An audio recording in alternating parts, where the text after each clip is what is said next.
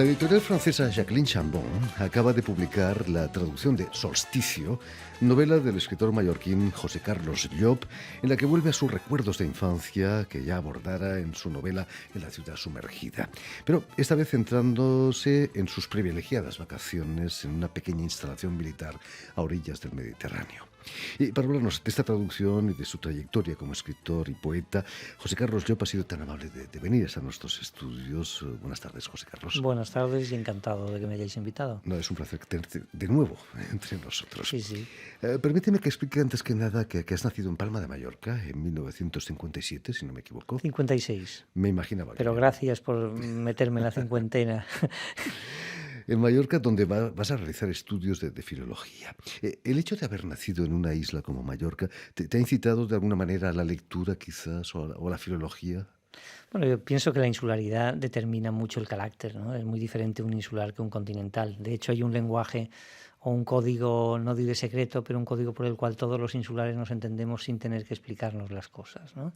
Un siciliano y un mallorquín, o un mallorquín y un irlandés, sabemos todos de lo que están no hablando cuando hay silencios, etcétera.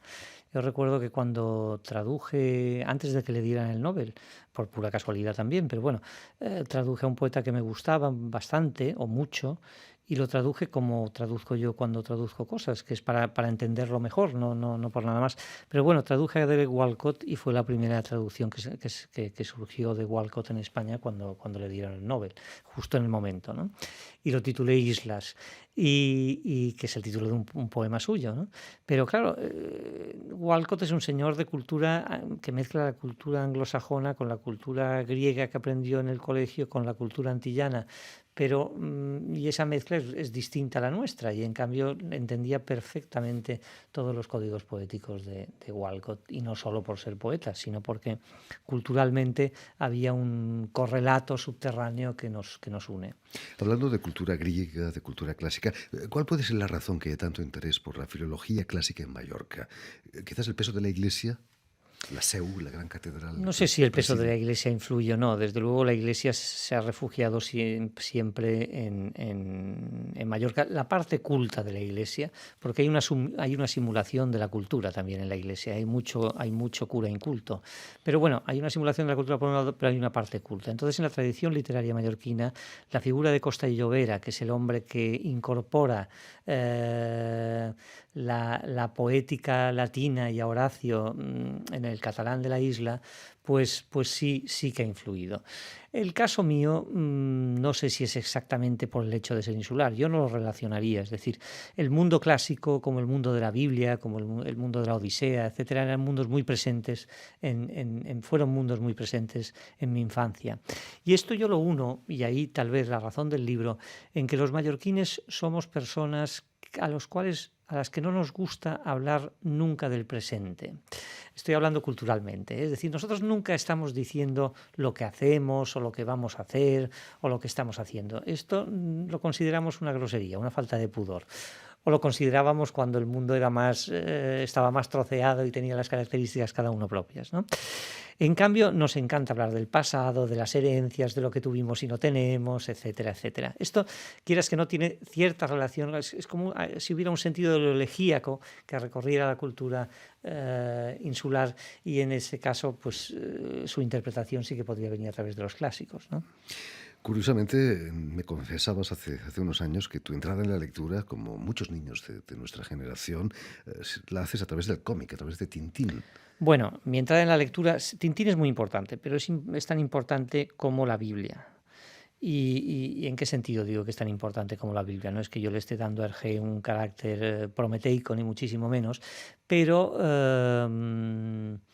fueron mundos paralelos. Mi padre me leía fragmentos de historia sagrada y cosas así, y me regalaba álbumes de Tintín. Y entonces entró al mismo tiempo por estos dos lados, y por un diccionario de mitología que tenía mi abuelo Eduardo, y al cual yo le daba grandes viajes lectores, ¿no? Y esos son, no sé si Tintín está más en la ciudad sumergida, pero la Odisea y la Biblia sí que son pilares de Solsticio.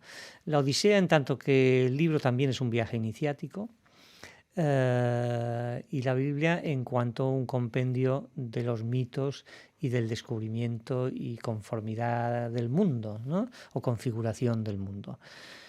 Como novela no es el relato o la historia de un niño, pero sí es la historia o el relato de una mirada. Es decir, yo en esta novela no cuento la vida de un niño que sería análogo a mí en aquella época, sino que cuento lo que el niño mira y descubre. Yo creo que lo de la mirada es muy importante, ¿no? En Francia el debate primordial de los últimos años es el laicismo. Es una sociedad laica, la República Francesa es una república laica. Yo creía que lo era desde 1789, ¿no? Exactamente, no te equivocas. En cambio, en la escuela laica francesa no se cuenta historia sagrada. Es un gran defecto quizás del laicismo olvidarnos de los mitos fundadores de nuestra cultura. Yo creo que es un error. No sé si es un defecto, en tanto puede llevar a cosas terribles, digamos, pero que es un error grande, sí. Nosotros somos lo que somos, y nosotros somos nuestra familia, y nosotros somos Europa. Y el hecho de ser europeos quiere decir que nuestros orígenes arrancan en Grecia y continúan en Israel. La mezcla de la cultura hebrea de la Biblia, de la historia sagrada, y digamos, el aristotelismo y el platonismo griego son decisivos a la hora de que el cristianismo se expanda por Europa, la Europa de los mercados y las catedrales, de la Edad Media, después la Europa del Renacimiento, hasta llegar, quiero decir, la Europa del Renacimiento como cenit, digo, hasta llegar a otro cenit que es la Europa del racionalismo, la Europa del 18 francés, que es el momento cumbre del esplendor del pensamiento francés y que luego se proyecta sobre el resto del mundo, ¿no? Quiere decir que lo que ocurre en el siglo XVIII ha de anular lo que ocurre en el siglo XV y XVI, y lo que ocurre en el XV y XVI ha de anular lo que ocurre en el X y el XI, y lo del X y el XI yo creo que es una tontería. Yo creo que somos un continuum, nos encontramos, nosotros somos un fragmento del tiempo, pero nos encontramos en todos los tiempos. Es decir, nos sabemos mirar en Altamira, nos sabemos mirar en Lascaux, y si no sabemos hemos de aprender, porque si no, no sabemos interpretarnos y tampoco sabemos interpretar el mundo. Y la historia sagrada, lo mismo que la Odisea o la Ilíada, nos dan prácticamente todas las claves para saber lo que somos, y lo que fuimos y a dónde vamos. Sin ellas no hay brújula, ¿eh? Y sobre todo no se puede entender la historia del arte occidental. Bueno, eso ocurre mucho. Mi mujer da clases y cuando van a algún museo con los niños, ya hace muchos años, que viendo una escena del descendimiento, por ejemplo, ¿qué le están haciendo a este señor? ¿Qué ha hecho? ¿Qué mal ha hecho este señor para que le hagan hecho? En fin. Torturas en esa manera. Es un desastre esto. El desconocimiento de uno mismo. Noscete ipsum, que decían los clásicos, ¿no? Pues eso. Volviendo a Solsticio, José Carlos, tu novela que acaba de traducirse al francés, si los inviernos son a menudo desapacibles, los veranos en Mallorca son radiantes, ¿no? ¿Tus recuerdos del José Llop de vacaciones merecían un libro? ¿Eran tan maravillosos? Yo mis recuerdos no sé si merecen libros o no, pero es verdad que utilizo mis recuerdos para escribir mis libros, que son dos cosas distintas. Yo nunca escribo un libro desde la voluntad, no, lo escribo desde la necesidad. El libro se me impone. Y luego, en el periodo de escritura, yo me impongo al libro, pero antes se me ha impuesto el libro. Yo escribo el libro porque ya no puedo hacer otra cosa que escribir ese libro. Entonces, un par de años antes de empezar a escribir Solsticio, a mí me daba vueltas en la cabeza el asunto de qué es un escritor antes de ser escritor. Es decir, cómo definir o cómo relatar el mundo de un escritor antes de que su vida sea escritura o se convierta en escritura. Entonces, la solución a la cuestión la hallé en la infancia, que siempre es el paraíso, o que siempre suele ser el paraíso perdido, y donde realmente pienso que es donde se forma un escritor, es decir, no donde se forma como hombre escritor, pero sí donde se hace esa necesidad de ser escritor, ¿no? Y entonces vi que además había un paralelismo con lo que hablábamos antes, hemos citado a Platón, pues las sombras de Platón, la creación de los mitos, etc. Había un paralelismo en este mundo sin escritura, con un paisaje muy primitivo, y además de un paisaje muy primitivo, el tiempo de creación de los mitos. Realmente las personas vamos creando los mismos mitos siempre a lo largo del tiempo. Los mitos ya están antes, ya se crearon en la antigüedad, pero precisamente por la configuración de nuestra personalidad, pues los recreamos cada vez, ¿no? Y entonces ese espacio desértico en principio, pero lleno de riqueza, fue el que provocó que yo escribiera Solsticio, que me lanzara a escribir Solsticio y que utilizara una serie de recuerdos personales convirtiéndolos en literatura. Yo pienso que de la misma manera que cuando el paraíso desaparece, aparece la literatura, que es ahí donde nace el escritor, donde empieza a escribir el escritor, también creo que el hecho de la infancia predetermina toda nuestra vida. El gran protagonista de tu novela es el Mediterráneo. Sí. No es por casualidad que ha sido el crisol de la cultura occidental. Es el mar más feliz y el mar más terrible, ¿no? Hay un momento que sale en el libro, una cita de Conrad, que Conrad dice después de Salamina y después empieza a citar batallas y después de toda la sangre vertida en el Mediterráneo, tú te levantas por la mañana y lo miras y todo aquello no existe, ¿no? No ha existido nunca en la cristalino del agua, el color verde cuando hay arena, el azul oscuro, el mar color de vino que decía Homero, ¿no? En el crepúsculo. Trafalgar. Trafalgar, pues sí, Trafalgar está ahí en medio, ¿no? No se sabe muy bien, porque está Gibraltar por en medio, entonces. Pero en fin, sí, toda la épica, si no pensemos en la Ilíada, está en el Mediterráneo, ¿no? En tu novela Pero también está, sí. perdona, todo el origen de Europa, me parece que ya hemos dicho, es decir, en el Mediterráneo nace el pensamiento, nace la religión, nace la navegación, por lo tanto el comercio, nace todo lo que después haría Europa tal como fue y tal como es. En tu novela, José Carlos, nos cuentas que ya adulto viajas por el Mediterráneo y que reconoces, reencuentras cosas, experiencias de tu infancia.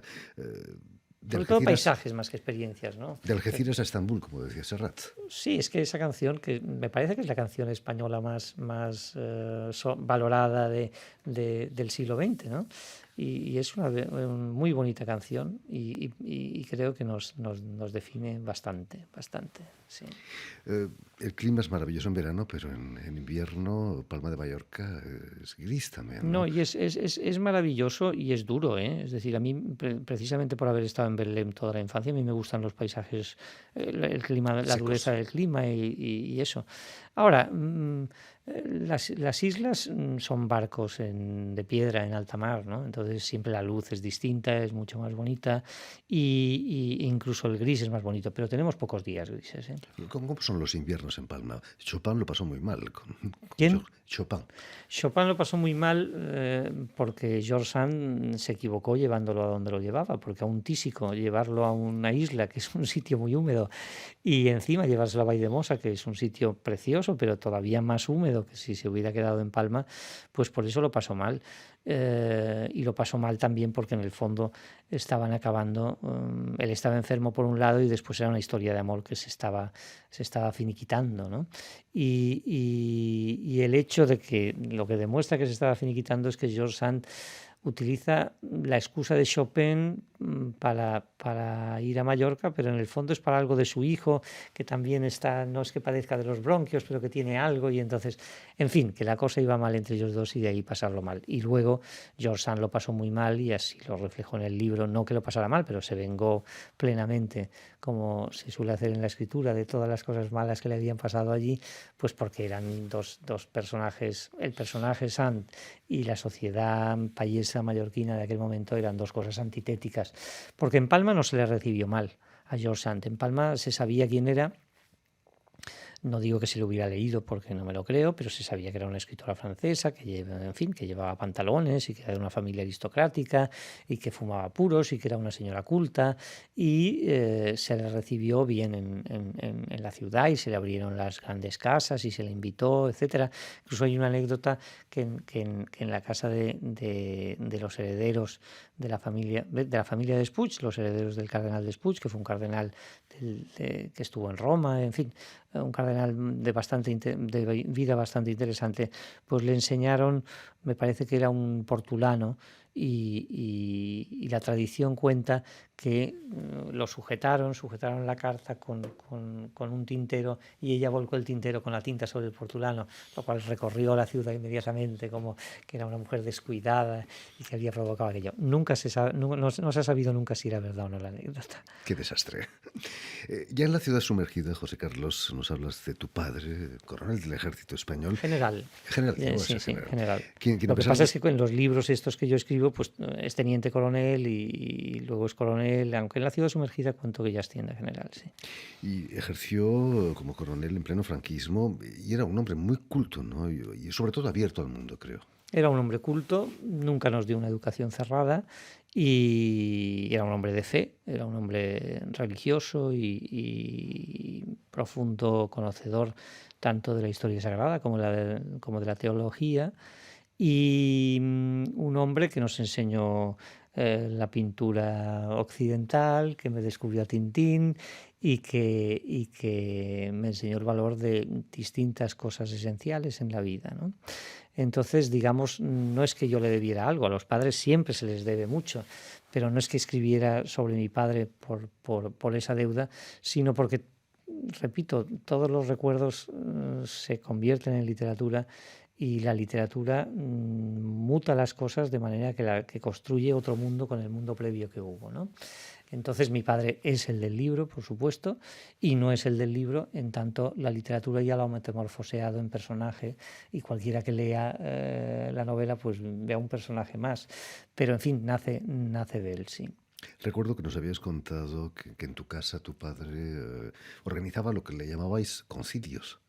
Bueno, lo que yo llamaba concilios después cuando he escrito sobre tal, pues sí, tenía reuniones de discusiones teológicas y de historia sagrada con otros curas, etcétera. Pero eso pertenece a En la ciudad sumergida, no a Solsticio. En verano no había ningún tipo de concilio, ¿no? ¿Cuál sería el recuerdo más emotivo de esos años allí en Belém, en esa cala, al lado de una batería de artillería? El motivo no lo sé, porque una cosa es hablar de escribir literatura a partir de los recuerdos, y entonces ahí el control de la emoción es muy importante para que la literatura lo sea. Es decir, una cosa es hacer literatura y otra es pornografía sentimental.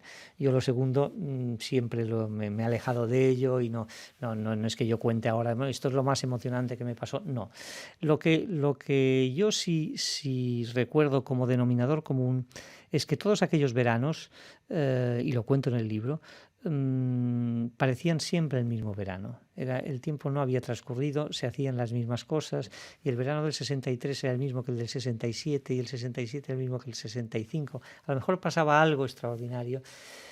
Y eso, en el fondo, me hizo pensar después que no era más que el hábito y el rito que yo necesito como escritor. Esa especie de orden y placidez, y aquí no está pasando nada, aunque pasa de todo, porque en la vida siempre pasa de todo, es lo que permite, a mí en mi caso al menos, me permite la escritura. Es decir, que también hay una relación de aquel tiempo previo con el tiempo posterior, en cuanto al oficio de escritor. Para un niño es necesario esa estructura. Yo creo que para un niño el orden y la disciplina son importantísimos. Y después un factor que en mi casa existía, y existía por ambas partes, ¿no?, que era la educación y la austeridad. Eso fomenta la imaginación de una manera bárbara, ¿no? Y aparte de que es verdad que vivíamos en una sociedad en los años 60 todavía austera, aunque ya empezaba el turismo de masas, etcétera, etcétera, pero todavía austera. Y en la casa de un militar la austeridad es casi ley, porque es que no eran personas ricas, etcétera, etcétera, ¿no? En fin, pues ya lo saben, todo eso y mucho más lo tienen en Solsticio, novela del escritor mallorquín José Carlos Llop, que ha sido publicada por la editorial francesa Jacqueline Chambon y en castellano por RPA. Muchísimas gracias, José Carlos, por haber estado aquí con nosotros. Y si quieres volver a escuchar íntegramente esta entrevista o incluso verla en vídeo, lo pueden hacer en nuestra página web RFI en español, en YouTube o en la página Facebook de la emisión El Invitado de RFI. Y permíteme también saludar a Nicolás Abdelmasuk, quien ha estado detrás de los cristales a cargo de la realización de la imagen y el sonido también, porque tenemos sonido de esta emisión. Gracias de nuevo, José Carlos. Gracias a vosotros y Mucho encantado éxito. de volver a RF1. Hasta cuando quieras.